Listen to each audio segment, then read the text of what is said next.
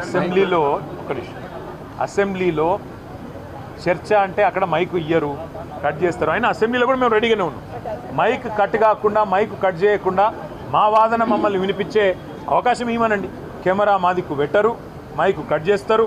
మా సీనియర్ మాజీ మంత్రులు మాట్లాడినా 6 సార్లు 7 సార్లు 8 సార్లు గెలిచిన శాసనసభ్యులు మాట్లాడినా వారి మైక్ కూడా కట్ చేస్తూ ఉన్నారు. ఇదా సంస్కృతి.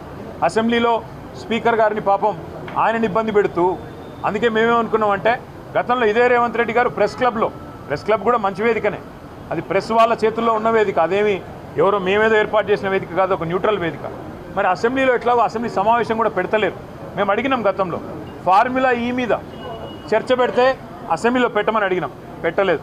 ఆ రోజు ఫార్ములా ఈ మీద చర్చ లేదు, ఈరోజు ఫార్మర్ మీద చర్చ లేదు.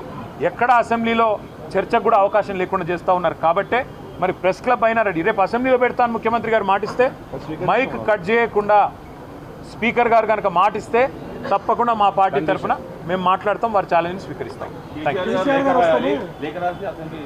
ఇప్పుడు కేసీఆర్ గారే నడుపుతున్నారా ప్రభుత్వాన్ని, లేక ఇంకెవరైనా నడుపుతున్నారా మాకైతే తెలియదు. ఇప్పుడు కేసీఆరే అసెంబ్లీ పెట్టాలి, కేసీఆరే నిర్ణయాలు చెప్పాలి, కేసీఆరే ముందు చెప్పాలి ఏదైనా సరే. మరి మీకు కదా ప్రజలు ఓట్లేసింది, మీకు కదా 420 హామీలు, మీరు ఇచ్చిన హామీల ఆధారంగా కదా ప్రజలు ఓట్లేసింది. కాబట్టి నీకు చేతనైతే ప్రభుత్వాన్ని నడుపు, లేదా తప్పుకో కేసీఆర్ గారికి అప్పచెప్పు, ఏం చేయాలో మేము చేసి చూపెడతాం. Thank you. రారు అని ముందే మీరే డిసైడ్ అయిపోయారా? పారిపోయిందా?